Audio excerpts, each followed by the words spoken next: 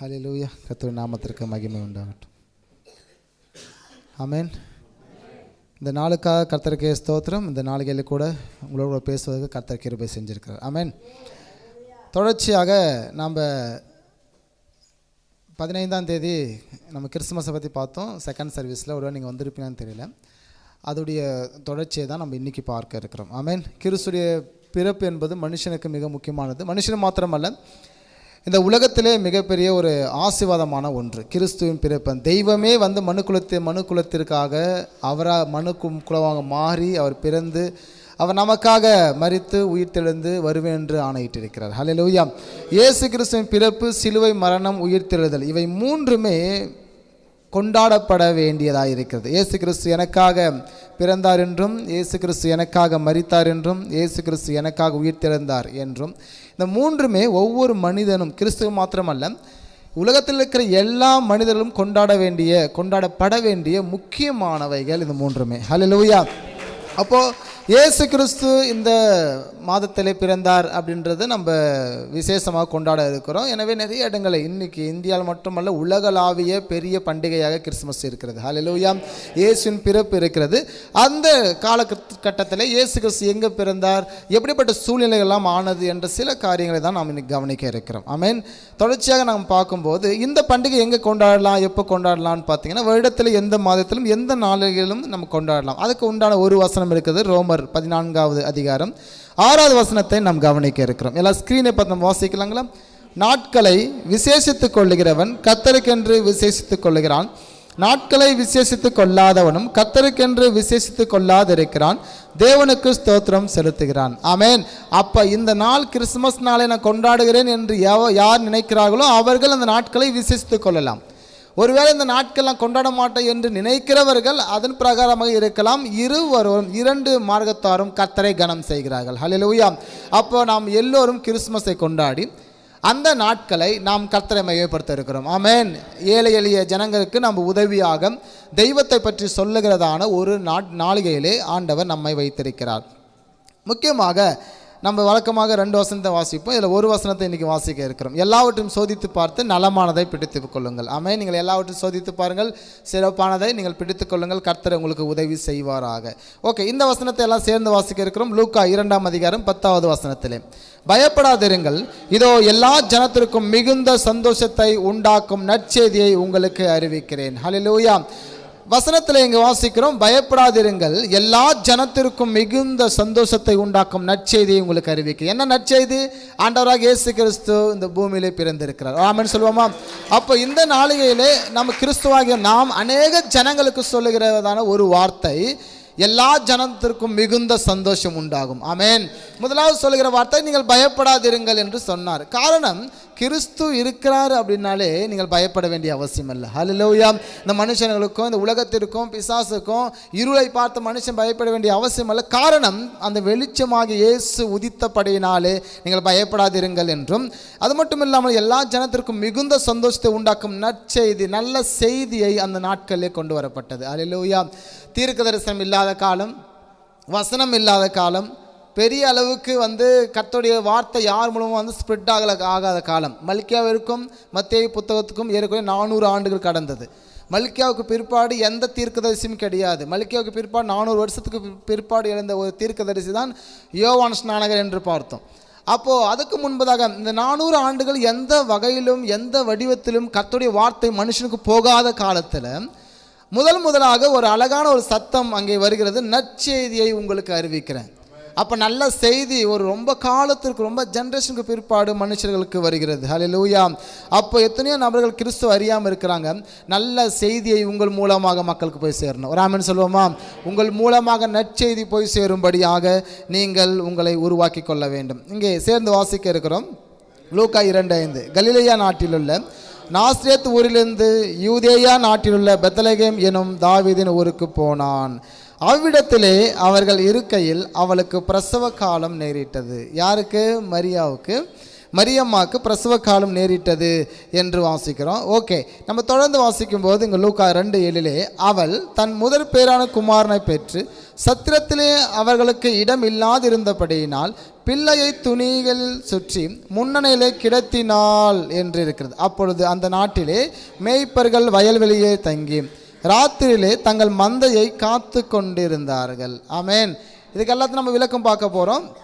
முதலாவது நம்ம பார்த்துட்ருக்குறோம், சத்திரத்திலே இடம் இல்லாதபடியினாலே அவர் முன்னணியிலே கிடத்தினாள் என்று வாசிக்கிறோம். இந்த ஸ்க்ரீனில் பார்க்கும்போது உங்களுக்கு எப்படி தெரியுது?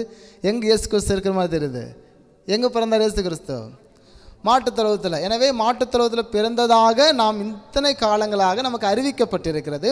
ஆனால் மாட்டுத்தொழுவத்திலே அவர் பிறக்கவில்லை, ஆட்டுத்தொழுவத்திலும் பிறக்கவில்லை. எந்த முன்னணின்னு பார்க்க இருக்கிறோம். ஆமென். இங்கே தொடர்ச்சியாக நம்ம பார்க்கும்போது 2 வசனத்தை மறுபடியும் கவனிக்கிறோம். அவள் தன் முதற் பேரான குமாரனை பெற்று சத்திரத்தில் அவர்களுக்கு இடம் இல்லாதிருந்தபடியினால பிள்ளையை துணியிலே சுற்றி முன்னணியில் கிடத்தினாள். அதே வசனம் கீழே இருக்கிறது உண்டு, முன்னிலை கிடத்தி இருக்க காண்பீர்கள் என்று ஒரு அடையாளத்தை மேய்ப்பர்களுக்கு அறிவித்தார்கள். எது முன்னணை, எது முன்னணை அப்படின்னு பார்க்க இருக்கிறோம். இங்கே ஒரு ஸ்க்ரீன் நீங்கள் பார்த்துட்டு இருக்கீங்க. இயேசு கிறிஸ்து எப்போ பிறந்தார் அப்படின்னு சொல்லி நம்ம 15ஆம் தேதி பார்த்தோம் அப்படின்னா, அவர் ஒரு பண்டிகை, கூடார பண்டிகை நாட்களில் பிறந்தார். கூடார பண்டிகை 7 நாட்கள் நடக்கும். அந்த பண்டிகை சேர்ப்பு கால பண்டிகை என்று சொல்லுவாங்க. அந்த கூடார பண்டிகையுடைய முதல் நாளில் தான் இயேசு கிறிஸ்து பிறந்ததாக நம்ம அன்றைக்கி 15ஆம் தேதி பார்த்தோம். ஒரு நீங்கள் பார்க்காதவங்க யூடியூப்பில் அந்த லிங்க் இருக்கும், நீங்கள் பார்த்துக்கோங்க. அந்த கூடார பண்டிகை முதலாவது தேதி, 7 நாட்களுடைய பண்டிகை. முதல் நாளில் தான் இயேசு கிறிஸ்து பிறக்கிறாரு. எந்த கூடார பண்டிகை அப்படின்னு பார்த்தீங்கன்னா, இங்கே வீடு இருக்குது, நீங்கள் வீடை பார்த்துட்டு இருக்கீங்க. வீட்டுக்கு வெளியில் பார்த்தீங்கன்னா ஒரு கூடாரத்தை அமைச்சிருக்காங்க. ஆமாங்களா? வீட்டுக்கு வெளில என்ன இருக்குது? கூடாரத்தை அமைத்திருக்காங்க. மறுபடியும் நம்ம பார்க்க இருக்கிறோம் பாருங்கள். சில வசனத்தை வாசித்தா உங்களுக்கு அந்த வார்த்தைகள் உங்களுக்கு புரிஞ்சிடும். இங்கே உபாகம் 16-13 எல்லாம் சேர்ந்து வாசிக்கலாங்களா? நீ உன் களத்தின் பலனையும் உன் ஆலையின் பலனையும் சேர்த்த பின்பு கூடார பண்டிகை 7 நாள் ஆசரித்து உன் பண்டிகையில் நீயும் உன் குமாரனும் உன் குமார்த்தியும் உன் வேலைக்காரனும் உன் வேலைக்காரியும் உன் வாசல்களில் இருக்கிற லேவியனும் பரதேசியும் திக்கற்ற பிள்ளையும் விதவையும் சந்தோஷப்பட கடவீர்கள். உனக்கு உண்டான எல்லா வரத்திலும் உன் கைகளுடைய எல்லா கிரியையிலும் உன் தேவனாய கர்த்தர் உன்னை ஆசீர்வதித்தபடியினால் கர்த்தர் தெரிந்து கொள்ளும் ஸ்தானத்தில் உன் தேவனாய கர்த்தருக்கு 7 நாளளவு பண்டிகையை ஆசரித்து சந்தோஷமாயிருப்பீர்களாக. ஆனாலும் அவர்கள் கர்த்தருடைய சந்நிதியில் வெறும் கையோடே வராமல் உன் தேவனாய கர்த்தர் உனக்கு அருளிய ஆசீர்வாதத்துக்கு தக்கதாக அவனவன் தன் தன் தகுதிக்கேற்ற காணிக்கைகளை கொண்டு வர கடவன். இந்த ஆசரிப்பு கூடார நாட்கள். அது மட்டும் இல்லாமல் இது சேர்ப்பு கால பண்டிகை. அது மட்டும் இல்லாமல் கூடார பண்டிகை என்று சொல்லுவாங்க. இந்த கூடார பண்டிகை 7 நாட்கள் நடக்கும். இந்த 7 நாட்களில் முதல் நாள் பரிசுத்த நாளாக இருந்தது. அந்த பரிசுத்த நாளாக இருந்த முதல் நாள் தான் இயேசு கிறிஸ்து பிறக்கிறாரு. ஆமென். பிறக்கும்போது எங்கே பிறக்கிறாரு அப்படின்னு பார்த்தீங்கன்னா, முன்னணைன்றதுனா ஒவ்வொரு வீடுகளிலும் அந்த வீட்டுக்கு வெளியே, இந்த காலத்தில் கூட வீட்டுக்கு வெளியில் இந்த மாதிரி ஒரு கூடாரம் போடுவாங்க. அந்த கூடாரம் 7 நாட்கள் அங்கே இருக்கும். அந்த எவ்வளோ பெரிய பில்டிங் கட்டினாலும் அந்த கூடாரத்தில் தான் அவங்க 7 நாட்கள் தங்குவாங்க. என்ன காரணம், எதற்கு அடையாளம், எதற்காக அவர் கூடாரத்தில் தங்க வேண்டும்? இங்கே பாருங்கள், லேவியராகமம் 23:42 கவனிக்கும் போது, நான் இஸ்ரவேல் புத்திரரை எகிப்து தேசத்திலிருந்து புறப்பட்டு பண்ணின போது அவர்களை கூடாரங்களில் குடியிருக்க பண்ணினதை உங்கள் சந்ததியார் அறியும்படிக்கு 7 நாள் கூடாரங்களில் குடியிருக்க கடவீர்கள். இஸ்ரவேல் பிறந்தவர்கள் எல்லோரும் கூடாரங்களில் வாசம் பண்ண வேண்டும், நான் உங்கள் தேவனாய கர்த்தர் என்று சொல் என்றார். ஹல்லேலூயா. அப்போ ஒரு மனுஷன் எவ்வளோ தூரத்திற்கு போனாலும் ஆண்டவர் அவர்களை எகிப்திலிருந்து வர பண்ணினபடினாலே, அவர்கள் 40 ஆண்டுகள் கூடாரத்தில் வாசம் செய்தபடினாலே அவர்கள் சந்ததி சந்ததியாக கூடாரத்திலே இருக்க வேண்டும் என்பதை ஆண்டவர் சொல்லியிருந்தார். ஹல்லேலூயா. இந்த நாட்களை நீங்கள் பார்க்குற பிக்சரெல்லாம் இன்னைக்கு இஸ்ரேல் தேசத்தில் இருக்கிறதான கூடார பண்டிகை நாட்களை போகிறதான கூடாரம். அது எங்கே போடுவாங்க? வீட்டுக்கு வெளியில், அதாவது வீட்டுக்கு முன்னாடி என்ட்ரன்ஸில் போடுவாங்க. எவ்வளோ பெரிய பணக்காரனாக இருந்தாலும் வீட்டுக்கு வெளில போட்டு அப்படி அவர் கூடாரத்தில் தங்கி இருப்பார்கள். எத்தனை நாட்கள்? 7 நாட்கள் குடும்பமாக தங்கி இருப்பாங்க. காரணம், தேவனாய கர்த்தர் எங்களை அடிமைத்தனத்திலிருந்து விடுதலை ஆக்கினா என்றதான ஒரு அர்த்தமாக இருந்தது. ஹல்லேலூயா. அப்போ இயேசு கிறிஸ்து எங்கே பிறக்கிறாரு அப்படின்னு பார்த்தீங்க அப்படின்னா, அந்த கூடாரத்தில் தான் பிறக்கிறார். கூடார பண்டிகையின் முதல் நாளிலே கூடாரத்தில் பிறக்கிறார். எந்த கூடாரம்? அவர்கள் வீட்டுக்கு வெளியில் போட்டிருந்தானா அந்த கூடாரம், மாட்டு தொழுவத்தில் அல்ல, வீட்டுக்கு வெளியில் போட்டு தான் அந்த முன்னணி கிடத்தினாள் அப்படின்னு வாசிக்கிறோம். ஆமென். இங்கே பாருங்கள், இன்னும் அழகான வசனம் நாம் பார்க்கும்போது, முதலாம் நாள் சபை கூடும் பரிசுத்த நாள். ஆண்டவர் சொல்கிறார் 7 நாட்கள் பண்டிகைன்னு சொல்லியிருக்கிறேன். முதலாம் நாள் சபை கூடும் பரிசுத்த நாள் அப்படின்னு இருக்கு. ரெண்டாவதாக இங்கே கவனிக்கும் போது 8ஆம் நாள் உங்களுக்கு சபை கூடும் பரிசுத்த நாள் அப்படின்னு சொல்கிறார். கவனிச்சுக்கோங்க, முதல் நாள் 7 நாள் பண்டிகை சொல்லியிருக்கிறேன். முதல் நாள் பரிசுத்த நாள், இயேசு கிறிஸ்து பிறக்கிறாரு. 8ஆம் நாளும் பரிசுத்த நாள், இயேசு கிறிஸ்து விருத்தசேதனம் செய்யும்படி தேவாலயத்துக்கு போகிறார். வராமன்னு சொல்லுவோமா? அப்போ அந்த 2 நாள் பரிசுத்த, அந்த 8 நாட்களில் 7 நாள் பண்டிகை, அடுத்த நாள் 8வது நாள், 8 நாட்களில் 2 பரிசுத்தமான ஒரு நாளை ஆண்டவர் குறிப்பிடுகிறார். முதலாவது நாள் பரிசுத்த நாள், அந்த நாளில் இயேசு கிறிஸ்து கூடாரத்தில் பிறக்கிறாரு. 8ஆம் நாள் பரிசுத்த நாள், அந்த நாள் அவர் விருத்தசேதனம் செய்யும்படி அவர் பிரதிஷ்டைக்காக சிமியோன் கையில் கொடுக்கப்படுகிறது. ஹல்லேலூயா. இங்கே லூக்கா 2:21 கவனிக்கும் போது, பிள்ளைக்கு விருத்தசேதனம் பண்ண வேண்டிய 8ஆம் நாளிலே என்று வாசிக்கிறோம். அப்போ கூடார பண்டிகையுடைய நாள் 7 நாள், அந்த 8ஆம் நாள் பரிசுத்தமான நாளாக இருந்தபடினாலே அங்கே தேவனாக கர்த்தர் ஒரு அபிஷேகம் பெறும்படி, இல்லை என்ற விருத்தசேதனம் பெறும்படி, அந்த சடங்கை பின்பற்றும்படி, நியாயப்பிரமாணத்தை பின்பற்றும்படி இயேசு கிறிஸ்து தன்னை ஒப்பு கொடுக்கிறார். ஹல்லேலூயா. அப்போ கூடார பண்டிகை என்பது என்ன? 7 நாட்கள் பண்டிகை. இயேசு கிறிஸ்து எங்கே பிறக்கிறாரு? கூடாரத்தில் கிடத்தப்பட்டார். மாட்டு தொழுவத்தில் கூடார பண்டிகையில் கூடாரத்தில் கிடத்தப்பட்டபடினாலே அங்கே யார் இருப்பாங்க அப்படின்னு பார்த்தீங்கன்னா, அந்த வீட்டார் இருப்பாங்க. அங்கே யார் இருப்பாங்க? லேவியர்கள், வெளியே இருக்கிறவங்க எல்லாருக்கும் சேர்த்து சமைப்பாங்க, எல்லாருக்கும் உணவு கொடுப்பாங்க, நல்ல 7 நாட்களும் புஷ்டியாக இருப்பாங்க. அப்போ இயேசு கிறிஸ்து மரியாமா பெற்றெடுத்த இடம் வந்து அந்த கூடார பண்டிகையின் முதல் நாள், பரிசுத்த ஓய்வு நாள். அந்த ஓய்வு நாள் இயேசு கிறிஸ்து பிறக்கிறாரு, முன்னணியில் கிடத்தினாள் என்று வாசிக்கிறோம். ஆமென். இங்கே பாருங்கள், இன்றைக்கி இருக்கிறதான வந்து அட்வான்ஸான பிக்சர். இன்றைக்கி இஸ்ரேல் தேசத்தில் அப்பார்ட்மெண்ட்டில் வீடு வாங்கினா எப்படிங்க கூடாரம் போடுறதுன்னு கேட்டிங்கன்னா, இங்கே பாருங்கள். எனவே எப்படியோ ஒன்றை அவர் கூடாரத்தை அமைத்து அவர்கள் அதில் 7 நாட்கள் தங்கும் போதெல்லாம் தேவனாகிய கர்த்தர் எங்களை அடிமைத்தனத்திலிருந்து கொண்டு வந்து அடையாளப்படுத்துகிறதான ஒரு காரியம். ஹல்லேலூயா. நாம் எவ்வளோ தூரத்திற்கு போனாலும் நாம் தாழ்ந்திருக்கவும் வாழ்ந்திருக்கவும் கற்றுக்கொள்ள வேண்டும். ஹல்லேலூயா. மக்களுக்கு முன்பதாக, தேவனுக்கு முன்பதாக உத்தமமாய் வாழ சபையை ஆண்டவர் விரும்புகிறார். மேய்ப்பர்கள் அப்படின்னு வாசிக்கிறோம். மேய்ப்பர்கள் என்றால் என்ன அர்த்தம்? நம்ம பார்த்தவரை ஆடு மேய்க்கிறவர்கள். ஆடு மேய்த்தாலும் மேய்ப்பர்கள் சொல்கிறோம். ஆடு மேய்த்தாலும், பன்னி மேய்த்தாலும், மனுஷனை மேய்த்தாலும் மேய்ப்பர்கள் என்று தான் நாங்கள் சொல்லுகிறோம். ஆனால் இங்கே பார்க்கும்போது மேய்ப்பர்கள் என்று நாம் படித்த உடனே நம்மளுக்கு புரிஞ்சது எல்லாமே ஆடு மேய்க்கிறவங்க அப்படின்னு சொல்லி, அதுதான் இல்லை. இங்கே தொடர்ச்சியாக கவனிக்கும்போது 2 வசனத்தை நாம் தியானிக்க இருக்கிறோம். மீகா 5ஆம் அதிகாரம் 4ஆம் வசனம். எல்லாரும் சேர்ந்து வாசிக்கிறோம். தமிழ் தெரிஞ்சவங்க சேர்ந்து வாசிக்கிறோம். ஸ்க்ரீனை பார்த்து வாசிங்க. அவர் நின்று கொண்டு கர்த்தருடைய பலத்தோடும் தம்முடைய தேவனாகிய கர்த்தருடைய நாமத்தின் மகத்துவத்தோடும் மேய்ப்பார். ஆகையால் அவர்கள் நிலைத்திருப்பார்கள்.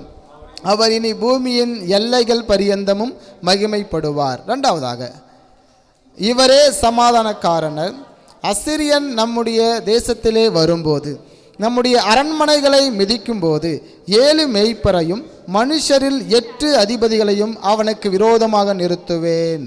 மீகா 5:5 கவனிக்கிறோம். 7 மேய்ப்பர்கள் அப்படின்னு இருக்கு.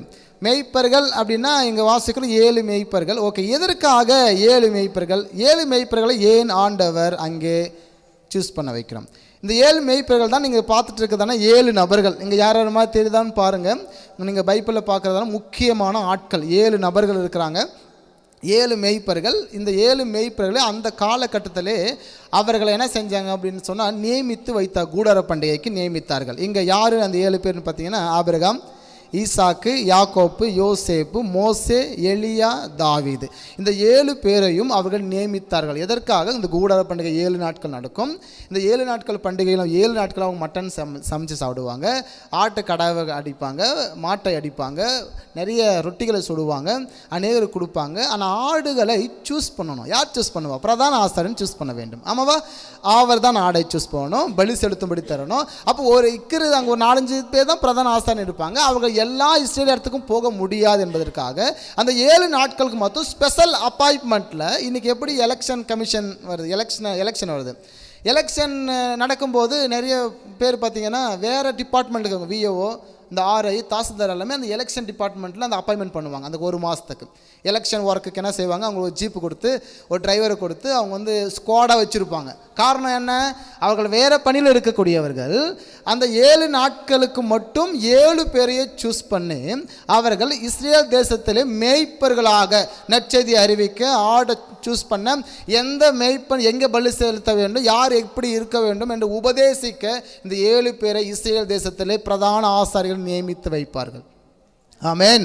அப்போ இந்த 7 பேருக்கு அடையாளமாக, ஆபிரகாமுக்கு அடையாளமாக வாப்பா ஒரு நபர், ஈசாக்கு அடையாளமாக இன்னொரு நபர், யாக்கோப்புக்கு அடையாளமாக இன்னொரு நபர், யோசேப்புக்கு அடையாளமாக இன்னொரு நபர், மோசேக்கு அடையாளமாக ஒரு நபர், அப்புறம் எலியாக்கு அடையாளமாக லாஸ்ட் ஒன் தாவீதுக்கு அடையாளமாக 7 பேர் நியமித்து அந்த 7 நாட்களை இவர்கள் தேசத்திலே உலாவும்படி, உபதேசிக்கும்படி, பிரசங்கம் செய்யும்படி, ஆட்டை சூஸ் பண்ணி தரும்படி, அநேக வார்த்தைகளை பிரசங்கிக்கும்படியாக சொல்லிக் கொடுத்தாங்க. நியாயப்பிரமாணத்தில் இருக்கிற எல்லாவற்றையும் எல்லா நேரத்திலும் எல்லாரும் அறிவிக்க முடியாது என்பதற்காக இந்த 7 நாட்கள் கற்றுக்கொள்ளுகிற காலம். அவர்கள் கூடாரத்தில் அமர்ந்து அவர்கள் கற்றுக்கொண்டு அநேகருக்கு அவர்கள் வார்த்தையை கொடுக்கிற அளவுக்கு, உயிர்ப்பிக்கிற அளவுக்கு, தேவனுக்கும் மனுஷனுக்கும் அந்த இடைவெளியை அவர் ஃபில் பண்ணுறதுக்கு இந்த 7 பேரை அந்த நாட்களிலே பிரதான ஆசிரியர் நியமித்து வைத்தார்கள். இந்த 7 பேருக்கு அடையாளம் தான் அந்த 7 மெய்ப்பர்கள் என்று வாசிக்கிறோம்.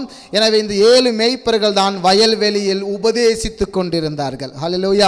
இங்கே வாசிக்கிறோம், அப்பொழுது அந்த நாட்டிலே மேய்ப்பர்கள் வயல்வெளியை தங்கி ராத்திரியிலே தங்கள் மந்தையை காத்து கொண்டிருந்தால், மந்தை என்பது என்ன மந்தை? அது மனிதர்களாகிய நபர்களை அவர்கள் காத்து கொண்டு பிரசங்கியராக அந்த 7 நாட்கள் அவர் இருப்பார்கள். அவ்வேளையிலே கர்த்தருடைய தூதன் அவரிடத்தில் வந்து நின்றான். கர்த்தருடைய மகிமை அவர்களை சுற்றிலும் பிரகாசித்தது. அவர்கள் மிகவும் பயந்தார்கள். தேவதூதன் அவர்களை நோக்கி, பயப்படாதிருங்கள், இதோ எல்லா ஜனத்திற்கும் மிகுந்த சந்தோஷத்தை உண்டாக்கும் நற்செய்தியை உங்களுக்கு அறிவிக்கிறேன் என்றார். இன்று கர்த்தராகிய கிறிஸ்து எனும் இரட்சகர் உங்களுக்கு தாவீதின் ஊரிலே பிறந்திருக்கிறார் என்றும், பிள்ளையை துணிகள் சுற்றி முன்னணியில் கிடைத்திருக்க காண்பீர்கள், இதுவே உங்களுக்கு அடையாளம் என்றார். முன்னணி என்பது என்ன? கூடாரம். கூடார பண்டிகையின் முதல் நாளிலே அந்த சங்கதி வருகிறது. அவளுக்கு மெய்ப்பன் என்று பார்க்கிறோம். ஓகே, இங்கே தொடர்ச்சியாக நம்ம பார்க்கும்போது அவர்களுக்கு சொல்லப்பட்ட இன்னொரு அடையாளம், உன்னதத்தில் இருக்கிற தேவனுக்கு மகிமையும் பூமியிலே சமாதானமும் மனுஷனுக்கு பிரியம் உண்டாவதாக என்று சொல்லி தேவனை அவர்கள் துதித்தார்கள். தேவதூதர்கள் அவர்களை விட்டு பரலோகத்துக்கு போன பின்பு மேய்ப்பர்கள் ஒருவரை நோக்கி, நாம் பெத்தேல் ஊருக்கு போய் நடந்ததாக கர்த்தரால் நமக்கு அறிவிக்கப்பட்ட இந்த காரியத்தை பார்ப்போம் என்று சொல்லி தீவிரமாய் வந்து மரியாளையும் யோசேப்பையும் அந்த முன்னணியில் கிடைத்திருக்கிற பிள்ளையையும் கண்டார்கள். கண்டு அவர்கள் தொழுது கொண்டார்கள். யார் அந்த மேய்ப்பர்கள்? 7 பேருக்கு அடையாளம். யார் அந்த 7 பேர்? ஆபிரகாம், ஈசாக்கு, யாக்கோப்பு, யோசேப்பு, மோசே, எலியா, தாவீது. 7 பேருக்கு அடையாளம். இப்போ எங்கே போயிட்டாங்க? அவங்க வனாந்தரத்திலிருந்து பிரசங்கம் செய்தவர்கள் இப்போ கூடாரத்தை தேடி பெத்தேலுக்கு போய் அங்கே கூடாரங்களை தேடி அந்த கூடாரத்தை கண்டுபிடிக்காங்க. ஒரு அடையாளம் அங்கே கொடுக்கப்பட்டது. ஒரு துணியினாலே சுற்றி அங்கே வைக்கப்பட்டிருந்தது. அந்த துணி வந்து ராஜவஸ்திரத்தை உடையதான ஒரு துணியாக இருந்தது. ஓகே, இங்கே பாருங்கள், அந்த பிள்ளையை குறித்து தங்களுக்கு சொல்லப்பட்ட சங்கதியை பிரசித்தம் பண்ணினார்கள், பிரசங்கம் செய்தார். கவனிச்சுக்கோங்க, மெஸ்ஸியா பிறந்திருக்கிறார் என்று அந்த நாட்களிலே ஒருவன் சொல்லலாகாது. அவர் தான் மெஸ்ஸியா என்று அடையாளப்படுத்த முடியாது. இயேசு சொன்னால் நான் கிறிஸ்து என்று சொல்லப்படும் போது இயேசுவை அடிக்க கல் எடுத்தார்கள். நீ தேவதூஷணம் சொல்லுகிறாய் என்று சொன்னார்கள். ஆஃப்டர் ஆல் ஒரு ஆடு மேய்க்கிறவன் போயிட்டு ஒரு மெஸ்ஸியா பிறந்திருக்கிறார்னு சொன்ன மக்கள் நம்பியிருப்பாங்களா? கல்லடிச்சு கொண்டு இருப்பாங்க. எவ்வளோ தைரியம் இருந்தால் கர்த்தருடைய வார்த்தை வீணில் வழங்கி கொண்டு இருக்கிறேன். அப்போ யார் சொல்வதை மக்கள் கேட்டார்கள்? இங்கே வாசிக்கும்போது இன்னும் பாருங்க, மேய்ப்பரால் தங்களுக்கு சொல்லப்பட்டதை மக்கள் கேட்ட போது ஆச்சரியப்பட்டார்கள். அப்போ எந்த மேய்ப்பர்கள் சொல்லும் போது இந்த 7 பேர் அடையாளமான இந்த பிரதான ஆசாரியத்துவத்திற்கு அடையாளமாக வைக்கப்பட்ட 7 பேர் சொல்லப்படும் போது தான் மக்கள் ஆச்சரியப்பட்டார்கள். இவர்கள் சொல்வது சரியே என்றார்கள். ஹல்லேலூயா. ஒரு ஆடு மேய்க்கணும் போய் சொல்லியிருந்தா எப்படி ஆச்சரியப்பட்டிருப்பாங்களா? பற்ற மாட்டோம். இன்றைக்கி மாடு மேய்க்கிறவங்க நம்ம கூட பேசி ஒரு அட்வைஸ் பண்ணி நம்ம கேட்டிருப்போமா? கேட்க மாட்டோம். இது நார்மலான ஒரு காரியம். அப்போ அன்றைக்கி மேய்ப்பர்கள் அது எந்த சங்கதியை சொல்வது, தேவகுமாரன் பிறந்ததாக சொல்வது சரியான, அதாவது ஒரு ஈஸியான வேர்டு கிடையாது. அவர்கள் அன்றைக்கு மெஸ்ஸியாவாக காத்திருந்தார்கள், ராஜ்யம் தருவார் என்று காத்திருந்தார்கள். இயேசு நான் தான் மெஸ்ஸியா என்று முதல் பிரசங்கம் பண்ணும்போது நாசரேத்தூரிலே அவரை அடிக்க, அவரை கொல்ல, செங்குத்தான மலைக்கு கொண்டு போய் தலைகளாக தள்ளிவிட ஆலோசித்தார்கள். கல் எடுத்தாங்க அடிக்க, நீர் தேவதூஷணம் சொல்கிறீங்கன்னு சொல்லிட்டு. இயேசு கிறிஸ்துவை பார்த்து அந்த நாட்கள் ஏறுவது கேட்கும்போது, பிரதான ஆசை கேட்கும்போது, தேவகுமாரன் என்று சொல்லும்போது, இயேசு நான் அப்படியே என்று சொல்லப்படும் போது கூட அவர்கள் தேவதூஷணம் சொல்லுகிறாங்க, இது ஒன்றே போது ஒரு மரிப்பதற்கு என்று சொன்னார்கள். இப்படி இயேசு என்றதான பிறப்பு, அந்த மெஸ்ஸியா பிறந்திருக்க என்று சொல்லி அவ்வளோ ஈஸியாக சொல்லப்படாத ஒரு காரியம். ஆனால் ஒரு மேய்ப்பர்கள் அந்த 7 பேர் போய் அந்த 7 நாட்களும் எப்படி பிரசங்கம் செய்தார்கள்? அந்த பிரசங்கத்தை அவர்கள் மாற்றி பிரசங்கம் செய்தார்கள். அப்பொழுதுதான் ஏசாயால் சொன்ன மெஸ்ஸியாவின் காரியம், மீகாயால சொன்ன மெஸ்ஸியாவின் காரியம், பழைய ஏற்பாட்டில் சொன்ன மெஸ்ஸியாவின் காரியங்கள் எல்லாவற்றையும் மக்களுக்கு போதிக்க ஆரம்பித்தார்கள். அவர் பிறந்திருக்கிறார் என்று சொல்லி. ஹல்லேலூயா. இங்கே கவனிக்கும் போது 2 வசனத்தை மறுபடியும் அதை பார்க்கிறோம். அந்த பிள்ளையை குறித்து தங்களுக்கு சொல்லப்பட்ட சங்கதியை பிரசித்தம் பண்ணி பிரசங்கம் செய்கிறாங்க. 7 days 7 நாட்கள். அந்த மேய்ப்பராலே தங்களுக்கு சொல்லப்பட்டதை கேட்ட யாவரும் ஆச்சரியப்பட்டார்கள். ஆனால் இங்கு ஒரு வார்த்தை, மரியாளோ அந்த சங்கதிகள் எல்லாம் தன் இருதயத்தில் வைத்து சிந்தனை பண்ணினாள். ஹல்லேலூயா. இந்த 7 பேர் பிரதான ஆசனுக்கு ஈக்குவல் பர்சன்ஸ். பிரதான ஆசன் அந்த காலத்தில் ஒரு கவர்னருக்கு ஈக்குவலான, இந்த கவர்னருக்கு என்ன அத்தாரிட்டி இருக்குமோ அந்த நாட்களில் பிரதான ஆசனுக்கு அந்த அத்தாரிட்டி இருந்தது. அப்போ அதுக்கு ஈக்குவல். இப்போ கவர்னர் உங்கள் மாளிகையில் இல்லை உங்கள் வீட்டில் உங்கள் குழந்தைய பார்க்க வரனா எப்படி? உங்கள் கூட எவ்வளோ பேர் வந்திருப்பாங்க, எவ்வளோ பேர் வெளியே வந்திருப்பாங்க. அப்போ இவ் எல்லாவற்றையும் பார்த்த மரியா தன் இருதயத்தில் சிந்தனை பண்ணினாள். ஏரோது ராஜா இதை கேள்விப்பட்ட போது, ஏரோதியர்கள் யார், அவர்கள் எப்படி வந்தார்கள்? 2 காரியத்தை பார்த்துருக்கோம். இப்போது முதல் காரியமாக நம்ம என்ன பார்த்துருக்கோம்? முன்னணை என்றால் என்ன? கூடார பண்டிகையின் முதல் நாள் இயேசு கிறிஸ்து பிறந்தார். அது மாட்டுத் தொழுவம் அல்ல. 2வதாக மேய்ப்பர்கள் என்றால் ஆடு மேய்ப்பர்கள் அல்ல, அவர்கள் 7 பிரதான ஆசிரியருக்கு அந்த நாட்களில் ஸ்பெஷல் அப்பாயின்மெண்ட் பண்ணப்பட்டவர்கள். 7 பேருக்கு அடையாளம். ஆபிரகாம், ஈசாக்கு, யாக்கோப்பு, யோசேப்பு, மோசே, எலியா, தாவீது. 7 பேருக்கு அடையாளம். 3வது பார்க்க இருக்கிறோம் ஏரோது ராஜா. இந்த ஏரோது யாருன்னு பார்த்தீங்கன்னா, இவர்கள் ஏரோதியர்கள் என்று சொல்லுவாங்க. இவர்கள் ஏரோதியர்கள் என்றால் இங்கே ஏசாவின் வம்சத்தார்கள். இவர்கள் நாடு கிடையாது, இவர்கள் யுத்தம் செய்யப்பட்டு இந்த இனம் எல்லாம் அழிக்கப்பட்டபடினால இவர்கள் அந்த காலத்திலே கிரேக்க சாம்ராஜ்யத்திலே இந்த ஏதோமியெல்லாம் அழிக்கப்பட்டதுனால பணம் உலகெல்லாம் ஓடி போய் அவர்கள் இஸ்ரேல் தேசத்திலே ஒளிந்து கொண்டு அதுக்கப்புறம் நெக்ஸ்ட்டு கிரேக்கருக்கு அப்புறம் ரோமர்கள் வந்தார்கள்.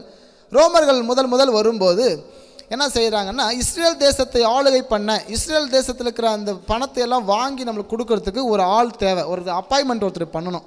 எனவே அவன் இஸ்ரேலாம் இருக்கக்கூடாது, இல்லைனா அவங்க மக்களுக்கு அவன் சலுகை கொடுத்துருவோம். எனவே யாரை அப்பாயின்மெண்ட் பண்ணான்னு யோசிக்கும்போது அங்கிருந்த சில ஏதோமியர்கள் என்ன செஞ்சாங்க அப்படின்னு சொன்னால், அந்த ரோமர் பேரரசுக்கிட்ட போயிட்டு, நாங்கள் இஸ்ரேலியர்கள் அல்ல, நாங்கள் ஏரோதியர்கள், எனவே எங்களை அப்பாயின்மெண்ட் பண்ணுங்கள், நாங்கள் பணம் உள்ளவர்கள், பலசாலிகள், எங்ககிட்ட நிறைய காசு இருக்குது, ஸோ நாங்கள் இவங்ககிட்ட கண்ட்ரோல் பண்ணி இவங்ககிட்ட என்ன செய்ய போகிறோம், வரிகளை வாங்கி உங்களுக்கு நாங்கள் தரப்போகிறோன்னு சொல்லி இந்த ஏதோமியர்கள் என்ன செஞ்சாங்கன்னா அந்த பொறுப்புகளை பெற்றுக்கொண்டு, அவ தான் ஏதோமியர்கள். ஏரோது என்று சொல்லுகிறோமல்ல, ஏரோது. பிலாத்து அந்த வரிகளை வசூல் செய்து கொடுப்பதற்கு ஏரோதுகளை வைத்திருந்தது. ஏரோது என்பது ஒரு முதலமைச்சர்ன்றதான ஒரு வார்த்தை.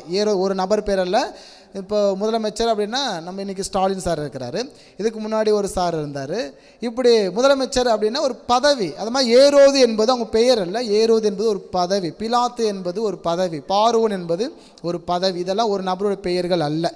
ஓகே, அப்படி தான் ஏதோமியர்கள் வந்தார்கள். ஓகே, அந்த ஏரோது காலத்திலே நடந்த காரியம் பாருங்கள். ஏரோது ராஜாவின் நாட்களில் யூதேயாவில் உள்ள பெத்லகேமில் இயேசு பிறந்த பொழுது கிழக்கிலிருந்து சாஸ்திரிகள் எருசலேமுக்கு வந்து, யூதருக்கு ராஜாவாக பிறந்திருக்கிறவர் எங்கே? கிழக்கிலே ஒரு நட்சத்திரத்தை கண்டு அவரை பணிந்து கொள்ள வந்தோம் என்றார்கள். ஏரோது ராஜா அதை கேட்ட பொழுது அவனும் அவனோடு கூட எருசலேம் நகரத்தார் அனைவரும் கலங்கினார்கள். அவன் பிரதான ஆசாரியர், ஜனத்தின் வேதப்பாரர்கள் எல்லோரையும் கூடி வர செய்து கிறிஸ்துவானவர் எங்கே பிறப்பார் என்று அவரிடத்தில் விசாரித்தான். இங்கே கவனிச்சுக்கோங்க, கவனித்து பாருங்கள்.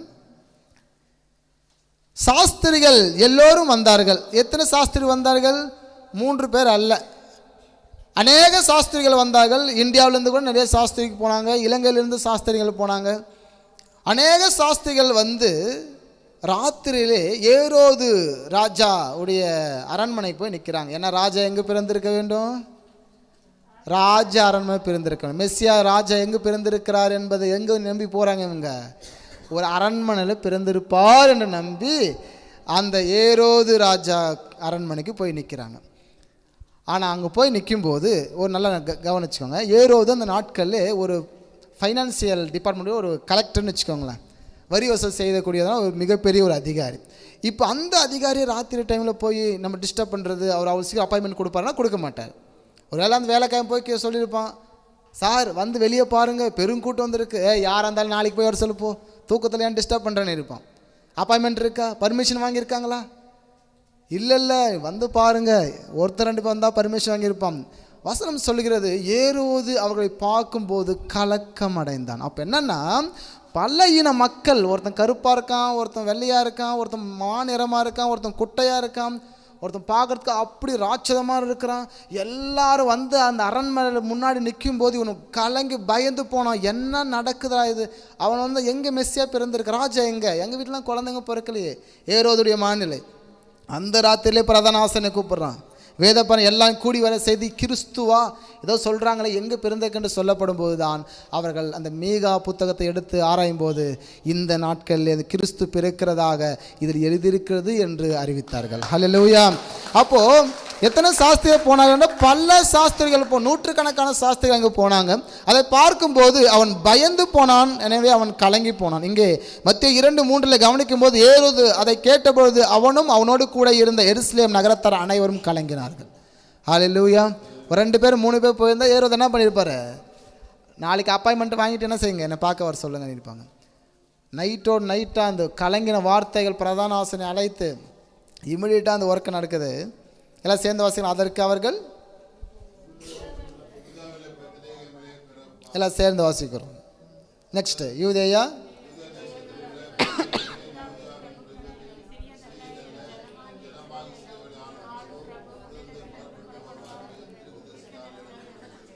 அப்பொழுது ஏரோது சாஸ்திரிகளை ரகசியமாய் அழைத்து நட்சத்திரம் காணப்பட்ட காலத்தை குறித்து அவர்களிடத்தில் திட்டமாய் விசாரித்து, நீங்கள் போய் பிள்ளையை குறித்து திட்டமாய் விசாரியுங்கள், நீங்கள் அதை கண்ட பின்பு நானும் வந்து அதை பணிந்து கொள்ளும்படி எனக்கு அறிவியுங்கள் என்று சொல்லி அவர்களை பெத்தேலுக்கு அனுப்பினான். அந்த பெத்லகேமுக்கு அனுப்பினான். பொய்யை சொல்லும்படி பிசாசானவன் சொன்னான். சாஸ்திரிகள் அங்கே பெத்லகேமுக்கு போனார்கள். கிழக்கிலிருந்து எருசலேமுக்கு வந்த வான சாஸ்திரிகள், கிழக்கத்திய தேசத்திலிருந்து, நம்மள கிழக்கத்தியர்கள், கிழக்கத்திய நாடு என்றால் நம்மளே தான் சொல்லுவாங்க. ஆசிய கண்டத்தில் பெரிய கிழக்கத்திய நாடுகள் இந்தியா, இலங்கை, இதெல்லாமே கிழக்கத்திய நாடு என்று சொல்லுவாங்க. கிழக்கிலே ஒரு நட்சத்திரத்தை கண்டு அவர்கள் கிறிஸ்துவை பணிந்து கொள்ள அங்கே போனார்கள். இங்கே வாசிங்க, மத்தேயு 2:11 எல்லாம் சேர்ந்து வாசிக்கிறோம். அவர்கள் அந்த வீட்டுக்குள் பிரவேசித்து பிள்ளையையும் அதன் தாயாகிய மரியாதையும் கண்டு சாஷ்டாங்கமாய் விழுந்து அதை பணிந்து கொண்டு தங்கள் பொக்கிஷங்களை திறந்து பொன்னையும் தூபவர்க்கத்தையும் வெள்ளை புடத்தையும் காணிக்கையாக கொண்டு வந்தார்கள். ஹல்லேலூயா. முன்னாடி ஒரு ஸ்க்ரீன் பார்த்துருப்போம். அங்கே ஆண்டவர் சொல்லுவார், கூடார பண்டிகை நாளிகையிலே வெறுங்கையோடு வராமல் அவனவனுக்கு பெற்றுக்கொண்டபடி அவன் காணிக்கையை கொண்டு வர கடவன். ஹல்லேலூயா. கூடார பண்டிகை நாள் என்பது சேர்ப்பு கால பண்டிகை, சேர்த்து வைக்கிற பண்டிகை. புரியுதுங்களா? எப்போ சேர்த்து வைக்க முடியும்?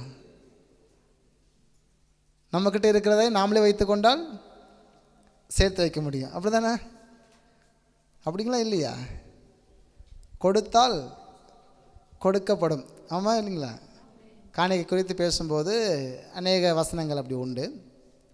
இன்றைக்கி இருக்கிற யூடியூப் சேனல்ஸில் கிறிஸ்தவங்க பார்த்து காணிக்கையெல்லாம் ஒரு பாவமாக நினைப்பாங்க. அதுதான் இல்லை, கொடுத்தபடியினாலே தான் பெற்றுக்கொண்டார்கள். இதுதான் வேதாகமத்தில் இருக்கிற ரியல் ஃபேக்ட்.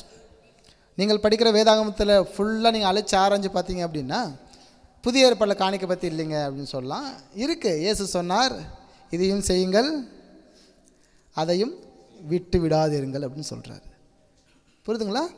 அப்போது கொடுக்கிறவர்களுக்கு ஆண்டவர் மறுபடியுமாக தர விரும்புகிறார். அப்போது அவர்கள் சொன்னார், வெறும் கையோடு வராதிங்க, கொண்டு வரும்போது என்ன செய்யுங்க, உங்கள்கிட்ட ஆண்டவர் கொடுத்தவைகளில் கொஞ்சத்தை காணிக்கையாக கொண்டு போங்க. இந்த சாஸ்திரிகள் அநேகர் போய் அங்கே 3 காரியத்தை கொடுக்கும். நல்லா கவனிச்சுக்கோங்க. 3 காரியத்தை கொடுக்குறாங்க. 1 பொண்ணு, 2வதாக தூபவர்க்கம், 3வதாக வெள்ளை போலம். ஒரு ராஜாவை பார்க்க போனால் அவர்கள் பொன்னை கொண்டு போவார்கள். ராஜாவை பார்க்குறோம், மீட் பண்ணுறோம் அப்படின்னா அவர்கள் பொன்னை கொண்டு போவார்கள். பொன்னை கொடுத்து ராஜாவை மகிழ்வித்து ராஜா கிட்ட பேசி அவர்கிட்ட இருந்து நன்மைகளை பெற்றுக்கொள்கிற ஜனங்கள். சாஸ்திரிகள். தூப வர்த்தகத்தை கொண்டு போக பிரதான ஆசாரியனுக்கு கொண்டு போவார்கள். அங்கே போய் அவர்கிட்ட கொடுத்து அவர்கிட்ட ப்ரஷ் பண்ணி அந்த பலிகளை செலுத்தி வருவார்கள். ஆனால் 2 கொண்டு போவது நியாயமானது. ஆனால் அந்த வெள்ளை போலத்தை ஏன் அவர் கொண்டு போக வேண்டும்? வெள்ளை போலத்தை மரித்த ராஜாவை பார்க்கும்போது மரணத்திற்கு கொண்டு போகிறதான ஒரு வெள்ளை போலத்தை ஏன் இந்த சாஸ்திரிகள் வரும்போதே வெள்ளை போலத்தை கொண்டு வந்தாங்க அப்படின்னா, இயேசு கிறிஸ்து ராஜா என்பதற்கு அடையாளமாக பொன்னை கொடுத்தார்கள். இயேசு கிறிஸ்து பிரதான ஆசாரியன் என்பதற்கு அடையாளமாக தூபவர்க்கத்தை கொடுத்தார்கள். இயேசு மரிப்பார் என்பதற்கு அடையாளமாக இந்த வெள்ளை போலத்தை அவர்கள் தருகிறார்கள். ராமன் சொல்லுவோமா, இயேசு கிறிஸ்து உயிர் சின்ன குழந்தைக்கு எடுத்துட்டு போயிட்டு மரிக்கிறதான அந்த வெள்ளை போலத்தை கொடுக்கும்போது, வெள்ளை போல மரிக்கிறவர்களுக்காக மரித்த ராஜா அடக்கம் பண்ணுவதற்கு கொண்டு போகிற வெள்ளை போலத்தை ஒரு குழந்தைக்கு எடுத்து போய் கொடுக்கும்போது அங்கே எப்படி கலக்கம் ஏற்பட்டிருக்கும்? மரிக்க போகிற ஒரு நபருக்கு கொடுக்கிறது தான் இந்த வெள்ளை போலம். இங்கே கவனிக்க பார்க்கும்போது ஒரு வசனத்தை இங்கே யோவானில் கவனிக்கிறோம். 19:39 ஆரம்பத்திலே ஒரு ராத்திரியிலே இயேசுவிடத்தில் வந்திருந்த நிக்கோதேமு என்பவன் வெள்ளை போலவும் கரிய போலவும் கலந்து ஏறக்குறைய 100 ராத்தல் கொண்டு வந்தான். யாருக்காக? இயேசு கிறிஸ்து சிலுவையிலிருந்து இறக்கி, அந்த இயேசு கிறிஸ்து சிலுவை இறக்கும் போது அந்த பிணத்தின் மேல் பூசப்படுவதற்கு வெள்ளை போலத்தை அவன் கொண்டு வருகிறான். ஹல்லேலூயா. குழந்தையாக இருக்கும்போது இந்த சாஸ்திரிகள் வெள்ளை போலத்தை கொண்டு போகிறாங்க. சாவுக்கு கொண்டு இன்னைக்கு மாலை இருக்குது, சாவுக்கு கொண்டு போகிறோம். அப்புறம் அந்த துணியில் சுற்றுவாங்கள்ல, அது என்ன சொல்லுவாங்க? ஒயிட் துணி. என்ன சொல்லுவாங்க கிராமத்தில்? இந்த சாவுக்கு போகும்போது ஒயிட் துணி வாங்கிட்டு போவோம்ல, கடை துணி சம்திங் சொல்லுவாங்க, கோடி துணி. குட், கோடி துணி. இப்போ பிறந்த ஒரு குழந்தைக்கு நீங்கள் கோடி துணி வாங்கிட்டு போனால் எப்படி இருக்கும்? நீங்கள் ஒரு வீட்டில் குழந்தைய பார்க்க போகிறீங்க, குழந்தைங்க நல்லா ஸ்வீட் வாங்கிக்கிறீங்க, ட்ரெஸ் வாங்கிக்கிறீங்க, கோடி துணியை நீங்கள் வாங்கிக்கிட்டீங்க, எப்படி இருக்கும் அந்த சீன்? எனவே இந்த சாஸ்திரிகள் கொண்டு போகும்போது அவர்கள் அடையாளப்படுத்துகிறார்கள், இவர் ராஜாதி ராஜா என்றார்கள். ஹல்லேலூயா. இவர் ஆசாரியத்துவம் பிரதான ஆசாரியர் என்று சொல்லுகிறார்கள். அது மட்டும் இல்லாமல் அவர்கள் வெள்ளை புலத்தை காண்பிக்க போது இவர் மரிப்பதற்காக பிறந்தவர் என்று சொன்னார்கள். ராமன் சொல்வோமா, இயேசு கிறிஸ்து மரிக்க வேண்டும், அதுதான் அவருக்கு நியமிக்கப்பட்டு அவர் தானாக ஏற்றுக்கொள்ள, மரணத்தை அவரே ஏற்றுக்கொண்டவர். ஆமென். மரணத்தை அவருக்கு தர முடியாது, பாவம் அவரை பிடித்துக் கொள்ள முடியாது. யோவான் நற்செய்தியிலே சொல்லப்பட்டிருக்கிறது, என் உயிரை யாரும் எடுத்துக்கொள்ள முடியாது, நானே இதை கொடுக்கிறேன், கொடுக்க எனக்கு அதிகாரம் உண்டு, மீண்டும் எடுக்க அதிகாரம் உண்டு என்று சொன்னவர் ஆண்டவராக இயேசு கிறிஸ்து. ஹல்லேலூயா. அப்போது அந்த ராஜாவை பார்க்க போகும்போது அந்த 3 காரியத்தை அவர்கள் செய்கிறார்கள். ராஜாவுக்கு பொன்னை கொடுத்தார்கள் ராஜா என்று சொல்லி, பிரதான ஆசாரியர் என்று சொல்லி தூபவர்க்கத்தை கொடுத்தார்கள், அவர் மரிக்க போகிறார் என்று சொல்லி அவருக்கு வெள்ளை பொழுத்தையும் கொடுத்தார்கள். ஹல்லேலூயா. எஸ். அப்போது நம் தேவனாய கர்த்தர் அந்த நாட்களிலே பிறக்கும்போது அவர் ராஜாதி ராஜரீகமாக அவர் பிறந்தார். ஹல்லேலூயா. எனவே ஏரோது ராஜா அவர்கள் சாஸ்திரிகள் எல்லாம் வேறு வழியாய் போனதை கண்டு அவன் என்ன செய்தான்? மிகுந்த கோபம் கொண்டு அந்த நாட்களிலே 2 வயதுக்குட்பட்ட எல்லா ஆண் குழந்தைகளும் வெற்றி போடும்படியாக, கொலை செய்யும்படியாக கட்டளையிட்டான். ஏன் இது நடந்தது? ஏன் அவர் அனுமதிக்க வேண்டும் என்று அடையாளம் அல்ல. வசனத்தில் வாசிக்கிறோம் 2 காரியத்தை நம்ம இங்கே படிச்சிருக்கிறோம். ஒரு காரியம் நான் சொல்லியிருக்கிறேன். இயேசு கிறிஸ்து உயிர் தெழும்போது 2 வயதுக்குட்பட்ட எல்லா ஆண் குழந்தையும் கொலை செஞ்சிடறாங்க. மோசஸ் காலத்தில் அதுக்கு அடையாளமாக அவர் பிறக்கிற காலத்திலே ஆண் பிள்ளைகளை எல்லாரும் வெற்றி போடும்படி பார்வோன் ராஜா அங்கே அறிவித்திருந்தான். தேவ சந்ததியை மேலே வரவிடாமல் இருப்பதற்காக பிசாசு ஒரு நிலை. ஓகே, அதை விட்டுருங்க. 2வதாக ஒரு இரட்சகன் என்றாலே இயேசு கிறிஸ்துவ இரட்சகன். அவர் பிறக்கும்போது அநேக பிள்ளைகள் வெட்டப்பட்டு கொலை செய்யப்படுறாங்க. மோசஸ் காலத்திலையும் மோசே யார் என்ற ஒரு இரட்சகன், ஒரு 25-30 லட்சம் ஜனங்களை மீட்டு வழிநடத்தி கொண்டு வந்த ஒரு இரட்சகன், மாவீரன். எனவே அவர் பிறக்கும்போது மிகப்பெரிய ஒரு இழப்பு அந்த நாட்களிலே. ஏனென்றால் மக்கள் பெருகுவதை அந்த பார்வோன் ராஜா விரும்பாதபடியினாலே ஆண் பிள்ளைகளை வெற்றி போடும்படி கட்டளையிட்டிருந்தான். ஆமேன். அப்போது இந்த சில வசனத்தை மட்டும் வாசிச்சிருப்போம். மத்திய 2ஆம் அதிகாரம் 13ஆம் வசனம். ஆதலால் பிள்ளையையும் அதன் தாயையும் கூட்டிக் கொண்டு எகிப்துக்கு ஓடிப்போய் நான் உனக்கு சொல்லும் வரைக்கும் அங்கே இரு என்றான். ஏரோது இறந்த பின்பு அவருடைய தூதன் எகிப்திலே யோசேப்புக்கு சொப்பனத்தில் காணப்பட்டு, நீ எழுந்து பிள்ளையையும் அதன் தாயையும் கூட்டிக் கொண்டு இஸ்ரவேல் தேசத்திற்கு போ, பிள்ளையின் பிராணனை வாங்க தேடினவர்கள் இறந்து போனார்கள். அவன் எழுந்து பிள்ளையையும் அதன் தாயையும் கூட்டிக் கொண்டு இஸ்ரவேல் தேசத்திற்கு போனான். பிள்ளை வளர்ந்து ஆவிலே பலன் கொண்டு ஞானத்தினால் நிறைந்தது, தேவனுடைய கிருபை அவன் மேல் இருந்தது. இயேசுவானவர் ஞானத்திலும் வளர்த்திலும் தேவ கிருபையிலும் மனுஷ தயவிலும் அதிகமாய் விருத்தி அடைந்தார். ஹல்லேலூயா. எனவே நாம் எல்லோருமே ஞானத்திலும் வளர்த்திலும் தேவ கிருபையிலும் மனுஷ தயவிலும் அதிகமாய் பெருக வேண்டும். ஆமென். தேவ கிருபை உங்களோடு கூட இருக்கும்போது, தெய்வ சமாதானம் உங்களோடு கூட இருக்கும்போது, தெய்வ ஆசீர்வாதம் நம்மோடு கூட இருக்கும்போது, கிறிஸ்து நம்மில் தோன்றுவார். ஆனால் நம்ம கிட்ட இருக்கிற இருள் எல்லாம் மாறி வெளிச்சத்தை காண்பீர்கள். ஹல்லேலூயா. அப்போ வெளிச்சம் நம்மில் தோன்றுகிறது, நம் குடும்பத்தில் தோன்றுகிறது, எனவே நம்முடைய சொசைட்டியில் தோன்றுகிறது. இயேசு பிறந்த அந்த நாளை அடையாளப்படுத்தி. ஆமென். கிறிஸ்து நமக்கு பிறந்தது மிகப்பெரிய ஆசீர்வாதம், இந்த உலகத்திற்கே ஆசீர்வாதம். அதுக்கு நமக்கு அறிவிக்கப்பட்டபடினாலும் நம் பாக்கியவான்கள். ஆமென். அறிவிக்கப்படாத அவர்கள் இருக்கிறாங்க, நமக்கு அறிவிக்கப்பட்டிருக்கிறது. ஒரு ஆமென் சொல்லுவோமா? எனவே கர்த்தர் உங்கள் குடும்பத்தில் பிறந்திருக்கிறார். ஹல்லேலூயா. கர்த்தர் இந்த நாளை கொடுத்ததற்காக கர்த்தருக்கு ஸ்தோத்திரம். Praise God pastor. தேங்க்யூ.